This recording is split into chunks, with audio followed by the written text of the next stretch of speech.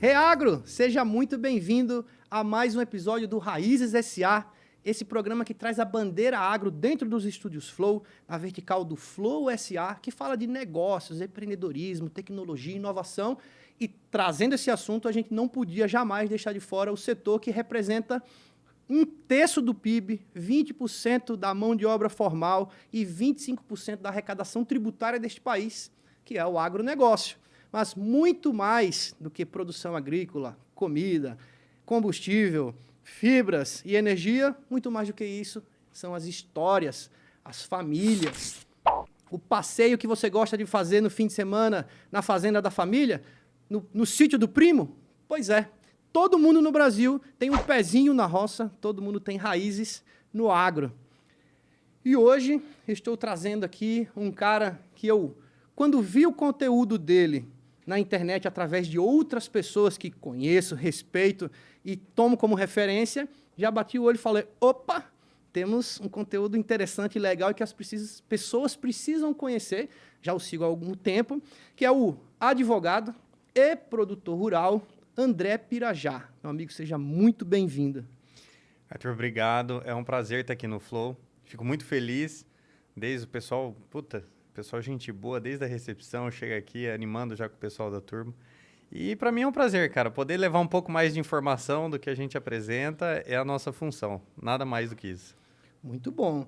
Hoje a gente tem um desafio aqui, que a gente, neste programa, muitas vezes estamos comunicando com pessoas que são do agro e precisam de argumentos, e pessoas que não são do agro, acham legal, mas que facilmente podem cair naquele conto da sereia de criminalizar a produção agropecuária e colocar sobre nós que produzimos a culpa de estarmos destruindo o planeta. Né?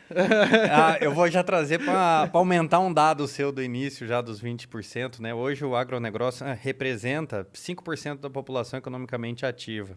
Né? Nós estamos falando aí, e detalhes, 70% é tudo familiar. Tá. Pequenos proprietários, médios proprietários, 70%. Então, hoje, basicamente, o Brasil, ele é agro. A gente olha, a raiz brasileira sempre foi. E tanto é que isso apaixona todas as pessoas de qualquer localidade. O problema é que a gente só ama aquilo que a gente conhece. Então, se a gente não conhece, nós estamos fadados a acreditar no que os outros falam. Então, eu vejo hoje uma oportunidade, que agradecer você novamente, de tentar mostrar para as pessoas que o agronegócio ele é muito mais do que tudo que a gente precisa. Porque as pessoas às vezes esquecem disso, né? Como se fosse só isso. Como se fosse só isso. Ele só é tudo que a gente precisa. Porque se você vai comer amanhã, alguém teve que plantar, alguém teve que produzir aquele alimento. E quando a gente fala hoje de produção, século XXI, com tantas informações, satélites, hoje não dá mais para você falar assim, não, eu acho que é. Não é eu acho. Não tem como achar algo. Se você quiser saber quantos quilômetros quadrados tem o Brasil, tem 8.500.000 quilômetros quadrados. A regra está ali, já foi medido, bonitinho. Quanto que tem de área preservada no país? Você não precisa imaginar, você dá um Google, né? Você entra nas informações e pesquisa. Hoje nós temos, acho que 58% do território nacional hoje é mata, né? Como Adão e Eva vieram ao mundo, está aqui igual, entendeu? É a mesma coisa. Então, assim, nós temos hoje informações e as pessoas não usufruem. As pessoas não vão atrás. E é triste. A gente prefere acreditar naquela narrativa, num almoço de família, de um parente que veio de uma cidade distante, que está cursando alguma coisa na universidade, que ele já acha que é pós-doutor em alguma coisa.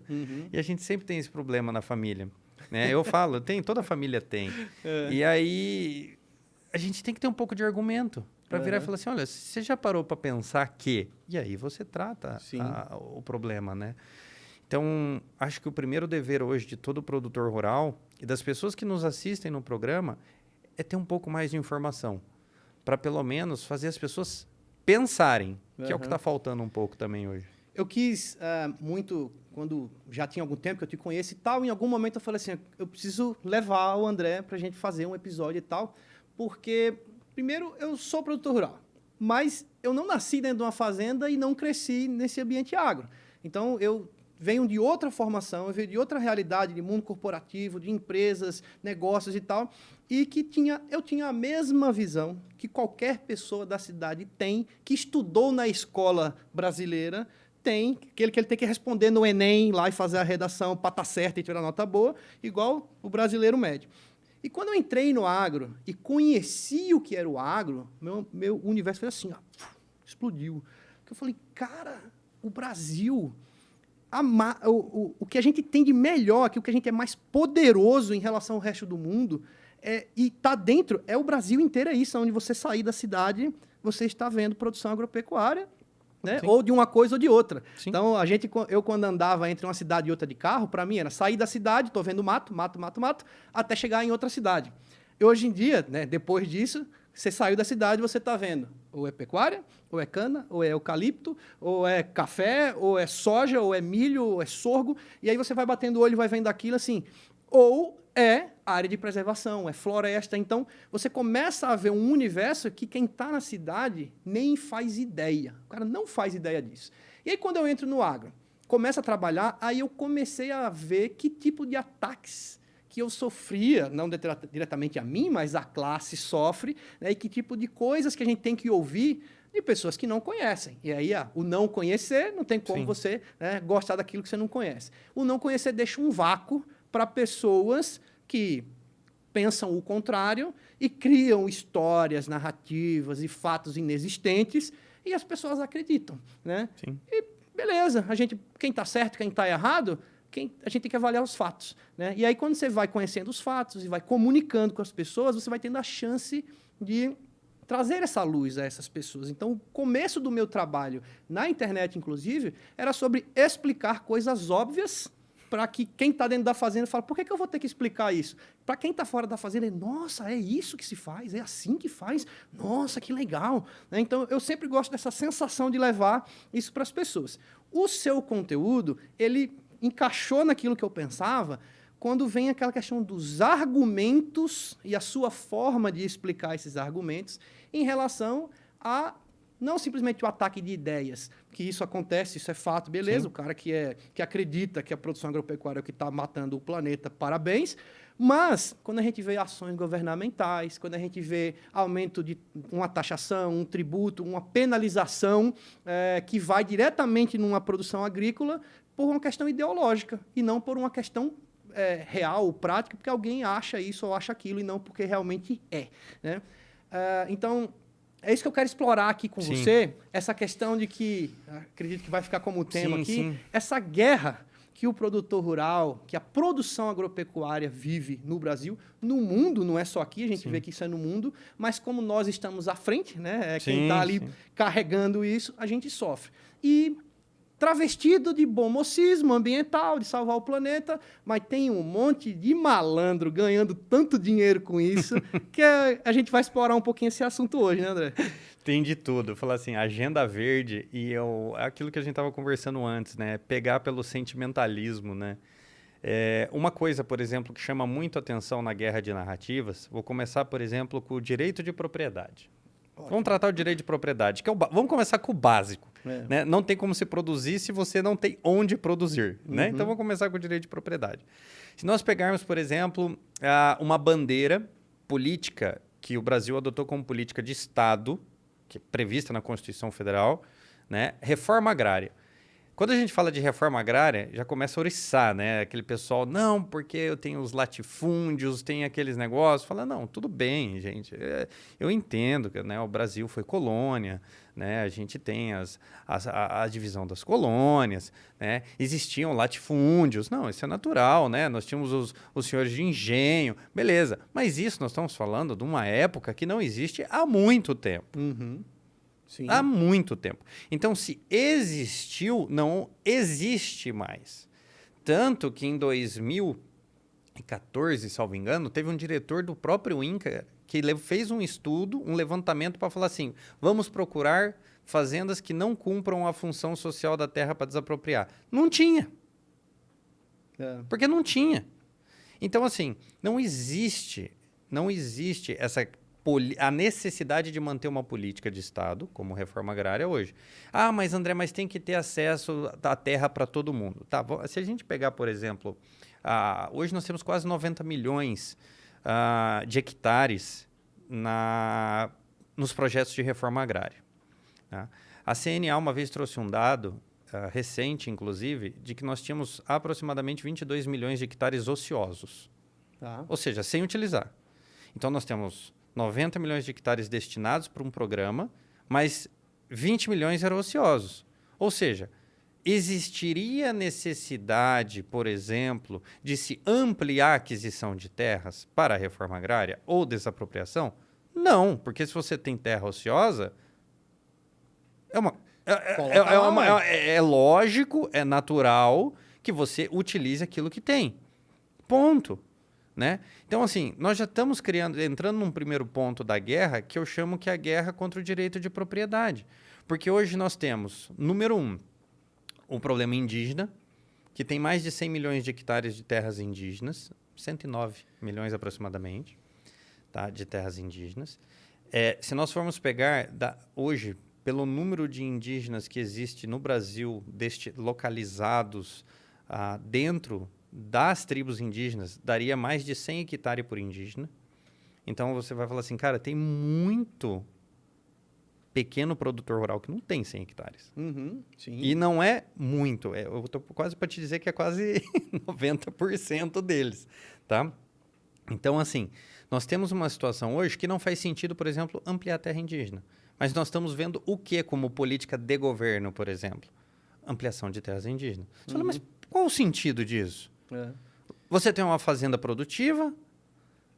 Aqui para o pessoal, para quem não sabia, soja, pega atrás de um bombom, você vai ver que tem soja no ingrediente. Tem cara que acha que não consome soja. Sabe? Não, eu falo, cara, ele acha que a soja do Brasil, ela sai para a China para alimentar porco na China. Ele não faz ideia o quanto de soja tá naquilo que ele consome todo dia. Eu sempre falo, eu te desafio, quando o cara me fala isso, eu falo, eu não consumo nada do agro. O agro é latifundiário de soja e tal. Eu falo, se eu for na sua casa, eu vou pegar uma porrada de produto que vai estar dizendo que contém soja. Eu te desafio, vamos? Aí acaba a história. É claro. Não tem como. Então, assim, você pega assim, situações... eu falo, olha, a primeira coisa que nós deveríamos hoje garantir no Brasil, e aqui soltando um espinho para o pessoal, por exemplo, é acabar com a função social da terra. Porque só existe função social da terra porque ela é uma condicionante para que você implemente também outras políticas de Estado. Reforma agrária, você utilize ela para fins de fomentar a produtividade de uma propriedade rural. Né? Então, você fala assim, olha, você tem uma penalidade. Mas, gente, nós já passamos dessa fase. Todo mundo sabe que terra ociosa não produz. E hoje nós já temos uma progressão tributária, por exemplo, de ITR para quem não produz. É a mesma coisa do IPTU do terreno. A galera transforma o terreno em estacionamento para quê? Para falar que está tendo uma atividade econômica para você não pagar o teto do IPTU, de terreno vazio. Então, existe um desestímulo, mas ninguém deixa a terra parada. A terra é feita para produzir. Você ganha muito mais dinheiro. E tem um detalhe, né? Para quem deixa a terra parada e de fato é produtor rural, sabe disso. Lá naquele documento que você faz todo ano lá, que vai para o INCRA, que eu me esqueci o nome agora, é o INCR. Inscrição esqueci agora a sigla. Enfim, né? Que você faz uma declaração lá e você explica o que você tem e ali é classificado se você está produtivo ou improdutivo. Se você estiver improdutivo, com pouco tempo, você vai receber um problemão, né? Você vai ser notificado, você vai ter uma ação que existe, né? Uma ação de inteligência, de identificação de áreas com esse tipo de caráter, né? Então, assim, não existe essa ideia, essa história de terra que está improdutiva, abandonada e o cara tá lá, não sei o que lá. Meu amigo, ou tá produzindo, ou o cara vai sair fora dela. Não tem como você ficar em cima dela, né? Não tem. A não ser que seja casos de... a família, o cara morreu e a família não tem dinheiro para bancar a produção e em algum momento ela vai vender aquilo dali. Ela não tem como manter. Ela vai perder aquilo ali. A destinação sempre tem. E eu vejo isso como uma... Tem no direito que a gente fala que é a espada de Damocles, né? Que é aquela espada que fica em cima da cabeça segurada por um fio de crina de cavalo, né? Ou seja, a qualquer momento ela vai cair na sua cabeça. Né? A função social hoje da terra é isso para o produtor rural. Por quê? Se você pega as condicionantes da função social da terra, você tem violações da legislação do trabalho, violação da legislação ambiental, aí os índices de produtividade, bom, todo mundo cumpre, né? O uso racional adequado do solo, que é aquele grau de utilização e grau de eficácia, né? E o bem-estar do trabalhador e do empregado. Ou seja, tem 3 cláusulas ali que são praticamente... Gente, qualquer coisa, qualquer hoje... Você chega numa empresa hoje, aqui, nós estamos em São Paulo, chega numa empresa, eu duvido que você não ache uma infração trabalhista. Uhum. Você vai achar. E dependendo do lugar onde você for, você vai achar uma ambiental também. Uhum. Agora, você imagina, a fazenda vai ser diferente? Por quê? Porque nós vivemos num emaranhado de legislações no Brasil que é impossível você cumprir tudo. Uhum. Mesmo que você tenha aqueles LTCAT, não, a gente tem auditoria, tem não sei o que, tem o papagaio periquito. Cara, você vai achar. PCMSJ, Vai. Lá. Só vai achar. Não tem como. É. Então, assim, você vive numa situação onde o produtor rural, ele é refém. Ele não tem paz para produzir. Mas aqui, vamos só jogar o tema. Isso seria, por exemplo, hoje, uma medida que os parlamentares deveriam estar preocupados. Porque a gente fica numa briga de compra ou não compra terra de particulares, amplia ou não amplia terras indígenas. Por quê? Porque você não tem direito de propriedade no Brasil. Então, a gente poderia acabar com diversos problemas tirando isso. E algumas pessoas ainda viram para mim e falam assim, mas André, existe direito de propriedade no Brasil? Aí eu falo para ele assim, eu vou dar um exemplo só que não existe. Se invadirem uma fazenda, você vai entrar com uma ação de reintegração de posse. Já tem julgados no STJ, o STF, que entende invasão de terra como exercício da liberdade de expressão. Porque se existe uma permissão constitucional, uma política de Estado de reforma agrária, o único jeito de você estimular, cobrar dos seus parlamentares a realização dessa reforma agrária seria invadindo terras, como uma forma de liberdade de expressão. E tem julgados dizendo isso, é liberdade de expressão. E quando você pede a reintegração da posse depois da invasão, existem juízes, e não só, né? Há juízes em Berlim ainda, mas existem juízes que fundamentam, desembargadores, ministros, enfim, que fundamentam dizendo assim, é muito melhor eu proteger a dignidade da pessoa humana, do que o direito de propriedade. Ou seja, ele coloca uma hierarquia de valores, quando, na verdade, nós estaríamos falando o seguinte, são valores que, claro, nós não vamos dizer, a vida da pessoa vale muito mais que o direito de propriedade, não é isso que eu estou dizendo, mas eu não estou tirando dele, é ele que está tirando de mim. Foi uma invasão. Sim. Não foi simplesmente eu estou expropriando. Não. Ele está me expropriando. Eu não estou indo tomar o que é dele. Exatamente. Ele está vindo aqui tomar o que é meu. Então, o básico da justiça hoje, que é dar cada um que é seu, não lesar a ninguém, viver honestamente, justiça ou piano, que é a regra básica, não existe mais a partir do momento que a gente tem julgados como esse. Então, assim, se existe hoje um problema no Brasil, primeiro, vamos colocar problemas, né? Primeiro seria o quê? A existência da função social da terra na Constituição do Brasil. Tem essa coisa da terra em si, né? Tem países na África, como Angola, por exemplo, que a gente tem, né, um conhecimento com o pessoal lá, que lá você não tem a propriedade. Eles te dão a concessão para você trabalhar na terra, né? Então, no mundo idealista, é maravilhoso. A terra, né, se você não estiver fazendo bom uso, o governo vai lá, toma e dá para outro, porque vai fazer bom uso. Na prática, o que acaba sendo? Se você for bem relacionado com a turma, você vai estar lá. Se você não for bem relacionado, for crítico, não sei o que lá, você não vai estar lá. Né? E isso em vários lugares do mundo que tem essa ideia. Né? O amigo do rei, tá tudo certo. Sim. O inimigo do rei tá lascado. Né? E a gente vem de uma ideia aqui de liberdade, de autonomia, de você prosperar pelo seu esforço. Quantas pessoas... Quando a gente fala do agro, né, a gente tem muitas histórias de pessoas que foram nos anos 70, 80, 90 para o grande interior do Brasil, né, Mato Grosso, Goiás, Pará, Amazônia de uma forma geral, o Brasil inteiro, né, que Sim. até os anos 60 era só mato, né, não era nem o Mato Grosso ainda, era só mato. O cara descobriu que era Mato Grosso quando chegou lá e viu que era grosso, né? Não, era só mato aquilo lá. E aí o cara foi incentivado a ir para lá. Sim. O governo incentivava, inclusive, como uma estratégia, inclusive militar, de ocupar território. Sim. Se você não ocupar o território, Sim. alguém vai ocupar, né? Sim. Aí vai lá, o cara abandona suas coisas, se aventura num lugar que não tinha escola, não tinha hospital, levava a família, se lascava de todos os jeitos possíveis e imagináveis. Vira essa história 40, 50 anos depois, hoje o cara tem uma área grande, né, no Mato Grosso, que o cara tenha 100 mil hectares de terra. Sim. Tem alguém que diz que aquilo é injusto, que aquele cara tenha 100 mil hectares de terra, que acha que é injusto. Ele é um latifundiário. Ô, irmão... o que é justo, então? Né? O que é justo? E aí eu tenho uma visão assim que... Eu não sei qual é a tua experiência com isso, mas eu já vi isso na prática. Né? No interior de São Paulo tem várias áreas que foram desapropriadas e viraram assentamentos, né, e tal. E que aquelas pessoas que entram lá, elas viram empreendedoras. Vai produzir e vai ter que, né, dar o seu sustento daquilo dali. Quando você vai ver, alguns anos depois, você vai ver que um começou a comprar do outro, um começou a arrendar do outro, e aquele cara que se dedicou mais, que foi mais comerciante, que foi trabalhar e tal, não sei o que lá, ele praticamente comprou os outros lotes, não oficialmente, mas sim, é ele que está lá, é ele que está trabalhando em cima e ganhando dinheiro. Então, ou seja, o mercado, né, ele se ajusta. Então, se eu vou lá, trabalho e prospero, e eu tenho dinheiro, resultado do meu suor, e eu compro mais um pedaço de terra, mais um pedaço de terra, mais um pedaço de terra, pelo meu sacrifício, aí vem alguém e acha que é justo.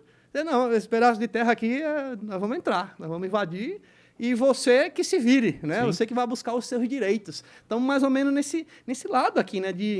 Quando a gente fala do direito de propriedade. Mas peraí, né? Vocês incentivaram a gente a ir para o Brasil, a povoar o Brasil, e tem um monte de lugar no Brasil ainda que o cara não tem título de terra. O cara está há 50 anos lá, e ele tem um documento de posse que, sei lá o que vale isso, e que a qualquer momento alguém vai lá, entra na terra dele, e é isso aí. Um abraço, um beijo para você, né? Eu vou falar para você ainda, para a gente chocar a realidade das pessoas que assistem o programa, nem a sua matrícula vale. Porque se amanhã o Estado virar e alegar que aquilo ali tem utilidade pública, ele toma de você.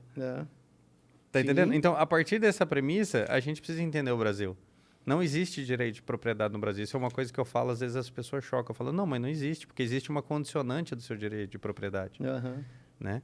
E não foi do governo agora, recente, nem nada. Não. Isso nós já temos aí, desde da Constituição de 60, da década de 60, já tinha o bem-estar. Né? Então, assim, infelizmente, a gente precisa olhar os problemas e resolver o problema. Não tratar sintoma, mas curar a doença. Sim. Eu acho que esse que é o problema que Como falta. É que a gente resolve esse problema? Esse da função social da terra, da onde eu conversei, inclusive com alguns parlamentares, não existe a hipótese no Brasil de você resolver. Você sabe por quê? A primeira frase que eu disse. Existe um sentimentalismo. É lindo você dizer que toda propriedade está submissa a um bem-estar público. Mas de onde você tirou isso? Você não trouxe exemplo de Angola? Então, eu vou dar um exemplo. Na África, no livro que eu escrevi, Como Salvar Minha Fazenda, eu trago um exemplo na África também de concessão de terra e como isso reduziu a produção agrícola. Sim. A partir do momento que você tira a liberdade de produzir com a garantia de que por que eu vou produzir na terra? Porque eu vou formar o quê? Um legado. Raízes. É essa a função do produtor rural. O produtor rural, na sua essência, ele vai para formar um legado, uma raiz, se instalar. Ele vai lá, ele desafia. Logo, se ele não tem a possibilidade de formar raízes e essa segurança de legado, ele se desestimula. Ele vai abandonar aquilo ali. E isso aconteceu na África. Eu trouxe certinho no livro como é que funciona. Então, existe uma diferença muito grande. E é isso que eu vejo que hoje não é só problema de sucessão, que a gente fala no Brasil. Não, o Brasil tem um problema de sucessão no agro. Não. O Brasil tem um problema, sabe do quê? De guerra contra o agro. Aí aquele jovem que vai para a faculdade, olha e enxerga os amigos falando daquele jeito da produção do pai dele, ele fala, eu não vou para lá, não. Eu ainda digo que nessa visão, né, do jovem que olha para a fazenda e fala, eu não vou lá, não, desde cedo, 4, 5 anos, ele está vendo na televisão, na escola, e em vários ambientes, que o produtor rural é do mal. Na novela, o produtor rural, principalmente o mais rico, ele é sempre do mal. Ele é sempre do mal, nunca clichê. ele é bom. É clichê. E o bom é sempre o cara que era o coitadinho e que quer salvar a princesa do mal, né? É sempre isso, né? E as pessoas não entendem como isso entra na cabeça de uma criança, de um adolescente que está em formação, e aquilo é tão intenso dentro dele que ele acredita. Ele acredita que todo produtor rural é do mal. E aí ele olha para o pai dele, que é o cara que saía cedo e voltava à tarde, passava um mês fora, se lascando longe pra caramba. Mas eu vou dar um detalhe agora, hein? Ele não estava no dia do seu aniversário porque ele teve um problema lá, ele não pôde vir. Ele não estava na apresentação da escola. A ausência daquele pai trabalhando cria, isso é a teoria minha, tá? Quem quiser achar ruim é a minha teoria. Cria no filho uma associação negativa entre aquilo que o meu pai faz, o que eu sofri, e eu estou vendo que ele faz coisas que destroem o planeta, então eu sou contra isso. Eu sou contra isso. Quantos casos a gente tem de produtor rural que o filho é exatamente oposto Sim. e é o ferrenho crítico ao que a família faz, né? E quando você vê eu vou dar um exemplo que é famoso, todo mundo sabe, né? Vanessa Camargo. O pai dela é o Zezé de Camargo, o cara, né, do agro, que fazendeiro, não sei o que lá. A mulher vai em casa com o Dado Dolabella, que é um cara, né, defensor, né, do agronegócio e tal, não sei o que lá. Óbvio que razões românticas deles lá, eu não tenho interesse nisso. Mas, assim, olha, né, o posicionamento exatamente oposto do que representa a figura do pai, né? Então, como isso é profundo dentro das crianças, do jovem hoje, e por isso que eu vejo muito uma saída, né? Uma saída não, é uma das coisas que a gente tem que fazer, né, trazendo informação, como é que a gente atinge esse jovem, né? Que é o trabalho de olho no material escolar, que a Letícia Jacinto teve aqui Sim, e tal, sim. né? É na base que a gente tem que começar com essa turma, né, André? Eu vejo que, por exemplo, essa questão das escolas, se a gente for ver, a Unesco, né, que acabou sendo um centro, né, uma agência da ONU de educação no mundo, ela enraizou nos materiais escolares o que ela propunha como solução para o mundo, né? O pessoal do material escolar faz um trabalho fantástico. Eu sei que é muito difícil você tratar de alguns temas. Eu sei que a gente tem que ir galgando pelo possível, né? É natural que seja assim, porque existe o feito e o perfeito. Uhum. E o feito, né, é melhor que o não feito. Então, eu entendo essa regra política. Mas dentro de casa, que eu até brinquei com o rapaz que me trouxe, dentro de casa é a família doméstica, meu irmão. Uhum. Dentro de casa é você o responsável. Uhum. Então é você que tem que olhar o material escolar e trazer a verdade. Ainda que não seja o perfeito, você vai ter que apresentar o perfeito. Por exemplo, vou dar um exemplo da Agenda Verde. Se a gente soltar a corda da Agenda Verde e deixar o pessoal ir, tentaram fazer uma iniciativa na América Latina chamada Jaguar Corridor, que era um corredor para espécies de felinos, de jaguares e preservação e blá, blá, blá, blá, blá, blá, blá, blá, blá. Toda aquela história de sempre. Pode pesquisar aí, Jaguar Corridor Initiative. Você vai ver que a ideia principal deles era criar, claro que a base principal era na Amazônia brasileira. Né? E a Amazônia, não só a Amazônia estado do Amazonas, né? Sim, é a Amazônia brasileira, bioma, né? Né? Bioma, né? Bioma brasileiro. Uma reserva de corredores para possibilitar os felinos transitarem sem risco ecológico de 4,5 milhões de quilômetros quadrados. Dentro do Brasil, nós estamos falando de 2,1 milhões de quilômetros quadrados. Para quem não sabe fazer a conta, eu te explico, muito fácil, o pessoal ainda não está acostumado, vezes 100 dá em hectares. Então, nós estamos falando de 210 milhões de hectares de corredorzinho para felino transitar. Uhum. Na América Latina, louvável. 4 milhões. Pô, louvável, 450 lógico, milhões de hectares. Pô, louvável pra caramba. Lógico. Aí a gente vai parar de comer comida e vão virar virar cupim e comer árvore. Entendeu? Então, assim, as pessoas não conseguem enxergar o tamanho do problema que é isso. E aí eu trago a questão, por exemplo, e eu não gosto muito daquele negócio assim, o Brasil já é sustentável porque ele preserva 58% do território nacional. Meu irmão, eu não sou obrigado a preservar nada. Não é o cara que está sentado lá em Bruxelas que vai decidir o que eu tenho que preservar ou não. Eu sei que eu, como pessoa humana, eu como, né, cristão, eu tenho um dever de olhar para a natureza como algo criado e que eu tenho que usufruir dela com responsabilidade. Essa é a minha visão, André, tá? Mas, por exemplo, se a lei me permite eu desmatar 20% do bioma amazônico, eu vou desmatar 20% do bioma amazônico, porque eu estou preservando 80%. E eu sou responsável ainda porque garantir que os 80% não sejam invadidos. Sim. Opa. Que não peguem fogo, Opa. que não invadam desmatem, retirem madeira ilegalmente, como acontece que é muito. O que acontece bastante. E aí a responsabilidade é quem? É em minha. Então, assim, veja, se eu tenho o direito, eu também tenho a responsabilidade. É natural que eu seja assim, né? Agora, hoje, se eu desmatar 20% do bioma amazônico, eu entro, por exemplo, no problema que eu não posso vender soja para trading. Sim.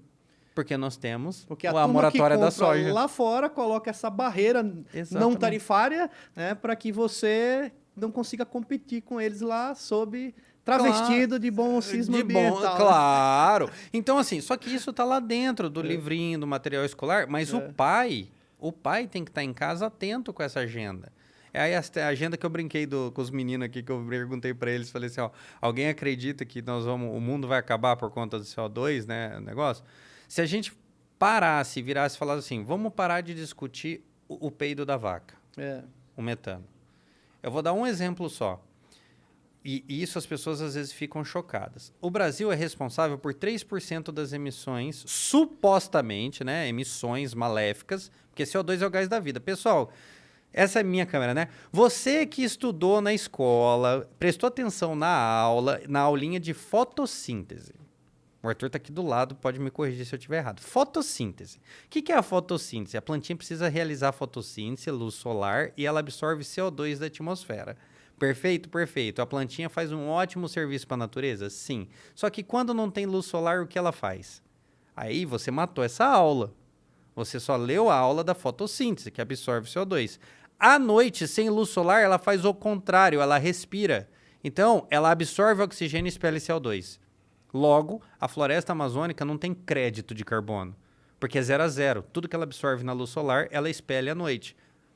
Primeira aula para você, pai, falar para o seu filho. Então, assim, quando a gente pega situações como essa, a gente olha aqui.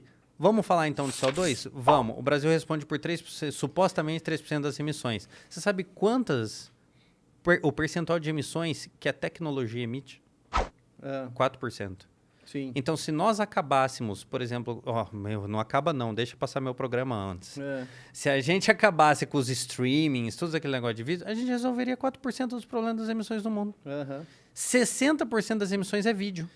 André, uma coisa muito importante, né? Quando a gente fala esse número de 3% que o Brasil responde, né, muitas pessoas vão falar, isso é mentira. Mentira, esse cara está indo contar mentira. Então, esse número existe. Existe, né?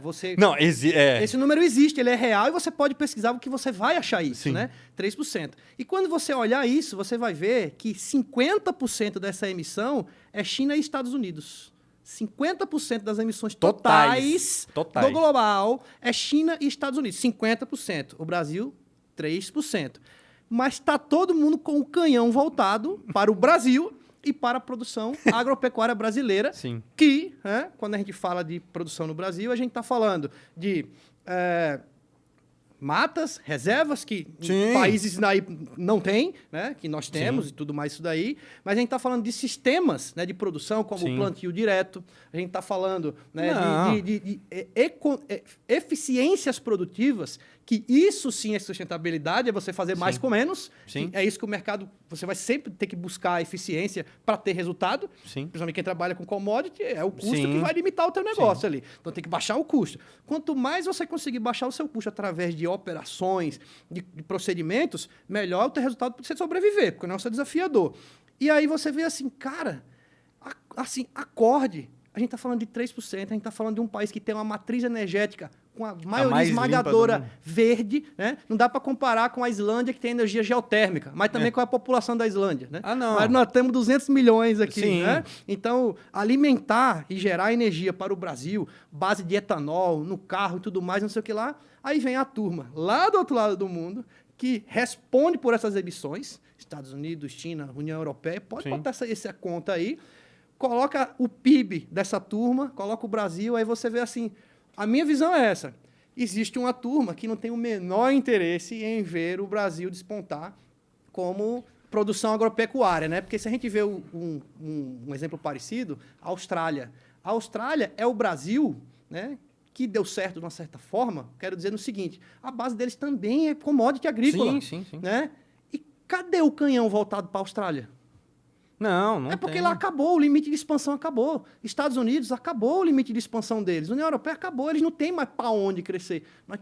Nós temos muito para onde crescer em área e em ganhos de produtividade. E aí, né, Vera, esse protecionismo econômico aí, ele vem com força em cima da gente e as pessoas não enxergam isso, né, cara? Não enxerga. Eu falo assim, essa guerra do carboninho aí, cara, o CO2 é o gás da vida, cara. É. E existe uma diferença muito grande, muito grande. Tá tudo errado. Por exemplo, a central que mediu, referenciou o CO2 no mundo, ela fica em Mauna Lua. É do lado de um vulcão. Você precisa editar os dados obtidos porque ele é contaminado pelo vulcão que está próximo. Já está errado por aí. Então, assim, existe uma narrativa muito grande e eu não quero entrar nessa pira, porque eu acho que nem vale a pena. Se alguém quiser ir lá frequentar o meu perfil, dar uma olhada lá que eu entro mais nesses temas. Mas uma coisa muito simples. A gente questiona, por exemplo, vamos falar de pecuária. Eu sou pecuarista. Se a gente pegar a conta do Brasil, o boi responde por 0,6% das emissões. Tá? A gente não faz uma conta. Nós somos feitos de carbono. Nós, o corpo, é feito de carbono. Toda a matéria orgânica. Exatamente. O boi, quando ele come capim, o capim tem que se regenerar. Porque o capim cresce de novo. Gente, capim é árvore, tá? Você comeu, ele cresce de novo. Toda planta em estágio de crescimento, vamos voltar, Paulinha, todo mundo, ela mais absorve CO2 do que expele à noite. Por quê? Porque ela está em estágio de crescimento. Por isso que não existe projeto de carbono de árvore adulta. Eu já vi essa explicação que os caras falam, não, porque lá é flat, né? Já está equilibrado, né? Exatamente. O capim, ele é o maior conversor de CO2 porque toda hora ele está em crescimento porque o boi está comendo. As emissões do boi é 0 a 0 por conta do sequestro de carbono que vai para o solo. Só que você acha que lá no painel intergovernamental de mudança climática da ONU, no relatório de emissões, consta sequestro? Não, só consta emissões. Por isso que o Brasil tem 3%, porque se você for fazer um cálculo, é negativo. Então o Brasil não teria que adotar nada disso. Mas como a União Europeia tem um Carbon Border Adjustment Mechanism, porque agora as exportações para a União Europeia vão ter que rastrear a quantidade de carbono da cadeia. Gente, é uma pira, mas é verdade, isso está acontecendo. Sim. Isso está acontecendo. E aí você vai ter que rastrear o carbono, e se você não tiver o carbono rastreado, você vai pagar uma taxa de importação. Meu irmão, você resolveu o problema do clima com imposto. Olha que fantástico, cara! O mundo vai deixar de aquecer porque você foi tributada numa DARF. Cara, isso é fantástico. Nesses encontros, né, que essa galera faz, o COP, o sei lá o quê, do G20, do não sei o que lá, a gente vê lá que não tem nenhuma medida ecológica sendo discutida. Nada. Simplesmente medidas econômicas. Só. Né? Então, quando a gente fala de diminuir a emissão de CO2, leia-se, diminua a atividade produtiva. E ó, eu vou dar um spoiler para vocês, quem quiser pesquisar, eu sempre gosto de falar isso na internet, porque o pessoal pesquisa, tá? Tá o pessoal do estúdio aí, se quiser pesquisar, aproveita. Joga no Google, chama MyCarbon, WEF, World Economic Forum. MyCarbon. Vocês vão entender para que serve o controle de emissões de gases de efeito estufa.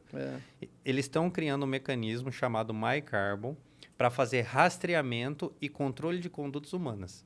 Ou seja, você vai no supermercado, passa seu código de barra. Você está comprando uma carne bovina.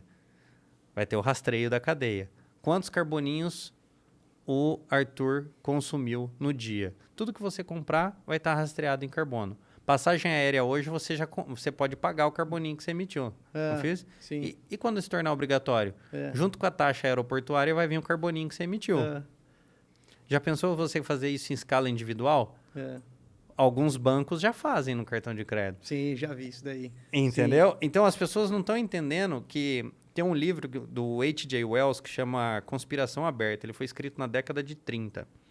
A conspiração aberta, ela visava exclusivamente o controle mundial Com base no controle de produção agrícola, um dos motivos. Porque com base no controle de alimentos, você controla condutas. Se você controla a energia, você controla um país. Olha a Rússia quando fechou a torneira do gás. Opa, a galera teve que dar ré na Europa, hein? Rapidinho. Só que quando você controla o alimento, você controla as pessoas. Uhum. É diferente. Por isso que o Brasil é alvo. Imagina, Arthur, nós temos 58% do território inexplorado. Nós temos um déficit de produção alimentar para 2050. Vai ter que todo mundo aumentar a produção agrícola no mundo. Quem vai aumentar a produção agrícola? Você já imaginou se a gente aumentar... Olha só, eu não vou ser um cara ousado. Eu quero que as pessoas pensem. Eu não quero desmatar o bioma brasileiro, amazônico inteiro. Não, não é isso. Agora, pensa comigo. Vamos abrir 20%, que é o que a lei permite? 20%. 20% hoje dá quase 100 milhões de hectares. Uma continha de guardanapo. Tá? 20%. Meu, ainda vai sobrar 80%. Tá? Então, vamos desmatar 20%. Quanto que dá para a gente produzir de alimento em 100 milhões de hectares? Muita coisa, hein? Se a gente pensa que o Brasil são 860 milhões de hectares, né? Você já pensou? É muita coisa. É onde a gente tem área pra... E sabe um negócio legal de falar sobre isso também? Assim, que as pessoas acham que o que está acontecendo hoje, né, de desmatamento, não sei o que lá, e os incêndios que houve e tudo mais, que são uma outra série que dá pra gente falar mais 2 horas sobre isso. Nossa. Né, de como se proteger em relação a esse assunto. Tema da Rebeca Yusuf, né? Tem que vir aqui para falar sobre isso. Falar. Que é o seguinte, o cara tem a certeza de que, tá vendo esse fogo aí? Isso é o produtor rural que está colocando fogo para destruir a floresta e criar boi. E depois ele vai plantar soja. É isso, e aí se acabou, né? Não sabem as pessoas, né? Imagina lá, num lugar que... a Amazônia é muito grande, as pessoas não fazem ideia disso. Elas acham que é um quintal. Cara, não anda. Né? Então, assim, é muito grande. E não tem logística, não tem infraestrutura. Não anda. Então, se você tem uma produção lá no meio, lá do estado do Amazonas, meu irmão, para você trazer isso para o resto, é um negócio tão complicado, tão moroso, tão logístico. E fora o que tem que chegar lá de insumos e o que tem que voltar de produto pronto. E tem um detalhe importante. O solo amazônico não é o melhor solo para a produção agrícola. Não é, né? Então, assim, as pessoas acham que lá por ser floresta, sim. Então, tudo que você plantar, Brasil, tudo planta, tudo dá, né? Não, velho. Não é tudo planta, tudo dá, não. Tem um desafio agronômico gigantesco produzir nessas áreas. Então, o cara que se ousa, coragem de fazer, se propor a fazer isso, e ainda ser penalizado como se estivesse destruindo o planeta, envenenando as pessoas, é de uma insanidade sem tamanho, né, André? É um negócio que é inconcebível. E só para dar um parênteses aqui nessa história do carbono aqui, que é o seguinte, trazendo para a prática do produtor rural, hoje muita gente me pergunta, eu tenho área aqui, então o pessoal me oferecendo projeto aqui de carbono, mas eu não entendi muito bem esse negócio, eu não sei como é que é para fazer, mas não dá para ganhar o dinheiro com isso? Falo, olha... procura saber, tem muita gente aí vendendo certificação, essas coisas aí, né, e tal. Mas vamos entender o mercado, né? Então, de uma forma assim, bem simples, né? O que é essa ideia? A partir da sua preservação ou das suas boas práticas, você gera um score, você gera um spread ali de carbono, isso vira um papel que é negociado em algum lugar do mundo e é vendido para uma empresa, por exemplo, uma empresa automobilística, né? E ela compra esse papel e fala assim, eu sou carbono zero, porque eu comprei isso lá do Brasil. Brasil preserva, eu produzo. Eu comprei o direito de poluir. É aí que eu queria chegar, né? Então, o que você não está entendendo? Eu vou continuar poluindo, emitindo não CO2, emitindo todos os gases que saem do cano de escape de um carro, que não é CO2, é coisas muito além do que isso. E sob esse pretexto de que você está preservando para mim, eu sou net zero. Eu sou green, né? Eu sou verde, eu estou protegendo o país, eu estou protegendo a humanidade. Falo, cara, você não entendeu que essa conta não está fechando? Né? Que, assim, ao meu ver, é o marketing da empresa dizendo sou verde. E é só isso. Sim.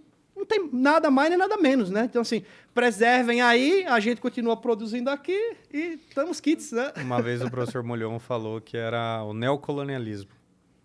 É o neocolonialismo, né? Você aqui no Brasil, vocês vão reduzir sua produção e nós vamos aumentar lá. Mas assim, para a gente finalizar essa questão do carbono, eu quero deixar claro para os produtores rurais que a gente não... Eu nunca falei nada, não faça ou faça. Mas eu quero mostrar uma coisa só para as pessoas entenderem. Vocês já viram no Brasil qualquer burocracia estatal não virar custo? É só isso que eu pergunto para as pessoas. Então, nós vamos ter um incremento no custo de vida das pessoas? Sim. Como eu disse, tudo é carbono, você é um carbono. Então, para aquela produção sair do pasto e vir para o frigorífico vai pagar o carboninho. A hora que o frigorífico colocar no caminhão e a transportadora levar para o centro de distribuição, a transportadora vai pagar o carboninho. A hora que essa transportadora levar para a gôndola do supermercado, vai pagar de novo o carboninho e o supermercado vai pagar de novo o carboninho porque ele é uma atividade que emite CO2. Tá igual o ICMS, né? Tá igual o ICMS. E a diferença do ICMS e do IPI, por exemplo, é uma coisa, a não cumulatividade. Porque você compensa na sua cadeia. O carbono não. O carbono, todas as cadeias você emite a mais, então você não compensa, você vai pagar. As pessoas não entendem que isso é uma conta que vai onerar a atividade produtiva no Brasil. Ah, mas o agro não está dentro. Beleza, mas o produtor é consumidor.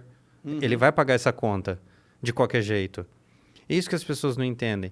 E se você acha que o agronegócio é uma oportunidade, eu já sei de cooperativas que estão fazendo projeto de carbono para os produtores rurais e nós já estamos visualizando uma seletividade de produtos focados no suposto net zero.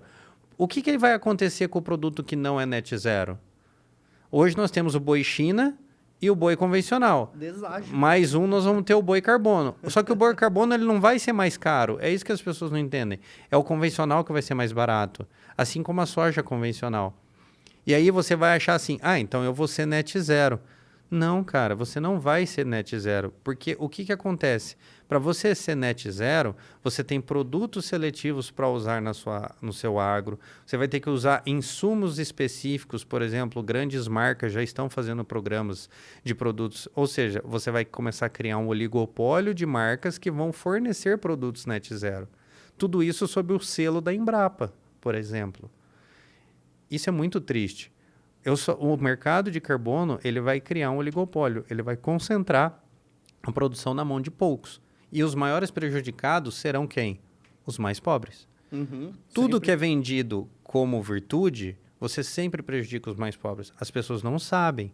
A campanha do extinção combustível fóssil é uma campanha para erradicar 85% da matriz energética do mundo. Porque 85% da matriz energética do mundo é combustível fóssil. E você sabe onde está a maioria dessas matrizes? Nos países mais pobres. Então, a verdade é uma só. Né? Desculpa, gente. É óbvio, é você colocar o Lé para pensar com o CRE. Nós estamos tratando isso aqui de reduzir a população na pobreza. O Brasil planta, tudo dá? Dá. A gente tem excesso de tudo? Graças a Deus, a gente tem excesso de tudo. Mas a gente precisa entender que se nós continuarmos aumentando o nosso custo, aumentando a burocracia, que já é imensa, aumentando uma carga tributária travestida, porque isso é uma carga tributária travestida, é um tributo. Nós vamos chegar a um momento onde nós vamos abrir mão, por exemplo, de comprar patinho, que já está caro, por exemplo, para começar a comer grilo. Porque a própria ONU traz isso. Tem gente que acha que está certo. E está certo. A própria ONU faz isso. Que tem que comer inseto e comidas de laboratório. Exatamente. Agora, qual que é o problema disso? Um problema é uma só. Se a nossa própria empresa brasileira de pesquisa, que é a Embrapa, estimula carne sintética, que eu não sei o que a Embrapa está fazendo carne sintética, porque ela é agro, ela devia estar dentro de um galinheiro. Não fazendo carne sintética de frango. E estimulando comida de inseto, poxa, peraí, tem alguma coisa errada, gente. A gente precisa dar uns passinhos para trás. Cadê a Embrapa do Alisson Paulinelli, por exemplo? Né? Que está plantando soja em Sinop, que é areia. Cara, isso é a coisa mais fantástica do mundo. Você já imaginou isso? Pois é. É um desafio agronômico gigantesco.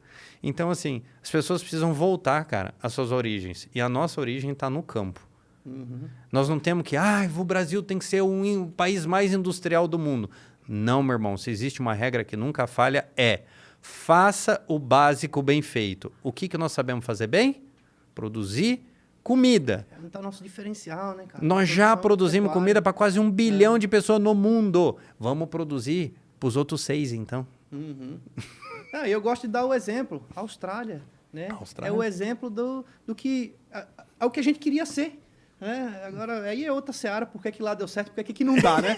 Mas queria trazer pro final aqui do nosso papo, que poderia render mais umas 3 horas fácil aqui, né, André? Você é um cara que é produtor rural, é advogado e carrega uma bandeira. Você tem livro que você escreveu, né, em defesa do produtor rural, ensinando a como salvar a sua fazenda, é isso, né? E você representa uma turma que precisa de argumento, de informação, de instrução, para que o suor do seu trabalho não vá embora, né, porque alguém passou na mão grande, né, veio com uma ordem judicial e tomou de você e um abraço, meu amigo, né? Então, nesse momento, eu tenho certeza que tem jovens aqui que são de famílias de produtor rural ou que não são, mas que curtem o agro, sabem da importância, são pessoas que vêm do interior e sabem o que isso representa, né? E que podem ter achado, porra, que legal isso daí, quer dizer que tem um caminho aí, o jurídico, o advogado, no agro, isso daí é uma carreira, né? Como que eu faço, né? Então, pensando nisso, eu sempre gosto de fazer uma pergunta nesse sentido. O André, jovem, estudante, né, que estava lá no começo da sua vida acadêmica, que não sabia exatamente em que rumo chegaria a vida dele, que conselho você daria para esse André de 18 anos, que você olha para a cara dele e fala, preciso te dar uns conselhos, cara. O que você falaria para o André? Eu vou fazer... Tem uma parábola dos monges, né? Que encontram o diabo, vem perguntar para eles e eles falam assim, o que você queria mudar, né? Aí o primeiro monge fala assim, eu queria que você não existisse. Né, pro diabo. Aí o outro falava assim, eu iria impedir que você combatesse e criasse uma revolução no céu. Aí o terceiro monge ajoelha no chão e fala assim, Deus não permita que eu queira algo que você não tenha feito e algo que... Eu vou pelo terceiro monge, mas para responder a sua pergunta, assim, eu não mudaria nada, mas eu penso que quando a gente busca uma finalidade existencial, a minha carreira ela começou na veterinária, 3º ano de veterinária na Federal do Mato Grosso. Eu abandonei a veterinária, sentado numa mula, vendo uma Tanzânia que estava com 1,90 m na fazenda, a gente pensando como é que a gente ia diminuir a Tanzânia, se era comprando boi ou passando uma roçadeira. Aí eu olhei para meu pai e falei assim, eu vou fazer direito. E eu fui atrás do direito, não sei por qual razão naquela época, mas eu sei que eu entendi uma coisa. A verdade é o único caminho. E eu sempre tive isso dentro de mim. Então, se eu pudesse dar hoje, por exemplo, um conselho para os jovens de 18 anos, eu vou falar assim, você já está atrasado. Você devia ter começado a buscar a verdade com 12. Tá? Porque o mundo hoje, ele não permite mais que você seja um mero coadjuvante ou uma marionete. Porque quando você é uma marionete, você não consegue enxergar as consequências dos atos que estão em volta. Você faz parte do teatro. Você não pode ser o personagem do teatro, você tem que estar fora. Então hoje, o conselho que eu dou para os jovens é assim, busquem a verdade. Nós nunca tivemos tanta disponibilidade de informação como nós temos hoje. Eu não nasci querendo ser advogado, eu escolhi a advocacia. Sou a 3ª geração de produtor rural. Sou venho de uma geração de desbravadores no Mato Grosso, de colonizadores. Escrever um livro, Como Salvar Minha Fazenda, nunca foi pensado, e até a pessoa que ajudou na editorial e tudo, ela virou e falou assim, mas André, que livro que você vai escrever? Eu falei, eu vou contar tudo, para o cara não precisar nem de advogado. Ela olhou para mim assim, mas como assim? Eu falei, eu não quero que ela precise de mim. Eu quero que ela entenda o que ela precisa fazer para sobreviver em uma atividade que, em pleno século XXI, é vista como o maior vilão do mundo. Uhum. Eu acho que nós saímos da fase, como produtores rurais, de a gente pensar nas campanhas que o produtor rural faz. De, não vamos abater boi durante 60 dias. Sempre tem um vizinho que está mandando boi no caminhão. Uhum. Sabe aquele negócio? Então, rapaz, a gente tem que estar unido. Porque, querendo ou não querendo, não se trata de uma classe. Mas a gente não tem que estar unido pelas razões do dinheiro. Nós temos que estar unidos pelas razões do que é certo. E eu acho que esse é o caminho. Se eu posso dar um conselho para os jovens busquem a verdade, não sejam marionetes. Tem informações, tem o Flow, tem o Raízes, tem tantos podcasts legais, tem livros, tem pesquisadores. Não sejam marionetes, cara. Eu acho que é o mais importante hoje. André, no futuro, daqui a 100 anos, todos nós aqui seremos recordações da família, das histórias que vão contar e do que eles vão se referir a nós pelo que nós fomos, pelo que fizemos, pelas decisões que tomamos em vida. Isso reverbera, isso é o nosso legado. O que você acredita que há 100 anos, quando o pessoal da tua família, netos, bisnetos, quando vê a foto do André lá, vai falar assim, o Biso, o vô, ele era isso ou aquilo. Ou seja, você acha que a tua mensagem vai ficar aqui? Qual é a mensagem que vai ficar?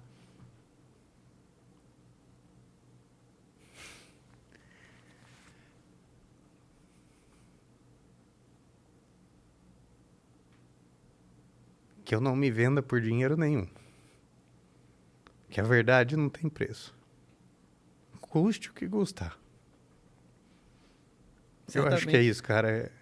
Certamente o valor que fica, né, de exemplo para os filhos. Mas certamente, pelo que você faz, André, você está deixando um recado muito importante, não só para a sua família, mas para as pessoas que te conhecem, que trabalham com você, e todo produtor rural que tem a oportunidade de fato, ver alguém que está levantando a sua bandeira para defendê-lo de verdade, porque é um deles. E não alguém que está tendo ganho político, está lucrando, está vendendo alguma coisa que é bonito e que supostamente é pelo bem da humanidade, mas não. O bem da humanidade começa dentro da casa da gente, né? Defender a nossa família, defender a nossa segurança. E quando eu falo defender, não é simplesmente defender do ataque, que podemos ser invadidos, nem nada, mas é a sobrevivência, é a existência do que a gente faz. O produtor rural, assim como eu, precisa disso, e, com certeza, figuras como você, que estão à frente desse assunto, são importantíssimas para que isso aconteça. A gente faz o que... Eu falo, até brinquei com os meninos. Deus não permite que o mal exista se dele não for tirar um bem maior. Então, é nos momentos de tribulação que às vezes a gente começa a perceber realmente o que importa. A pauta que eu defendo não é uma pauta que eu poderia dizer classicista, né? O povo hoje está tão... A modernidade fez aquilo que a União Soviética tentou fazer, que era dividir em classes. Depois que o Muro de Berlim caiu, parece que as pessoas não esqueceram. Todo mundo acha que defende classes e pauta, mas a questão não é essa. Eu defendo a produção de alimentos. Eu não sou um industrial que vende qualquer outro produto. E eu não estou aqui também criticando o industrial. Não, ele tem que vender o produto também. Sim. Né? Mas a questão nós estamos falando de produção de alimentos. As pessoas precisam de alimentos para viver. Elas não precisam de um celular para viver. É diferente. Uhum. Então, as pessoas precisam, às vezes, ter consciência da importância de algumas atividades, assim como o médico, o enfermeiro, ou foi há 2, 3 anos atrás. Mas as pessoas esquecem que, desde o dia que ela nasceu, ela estava tomando um leitinho, né?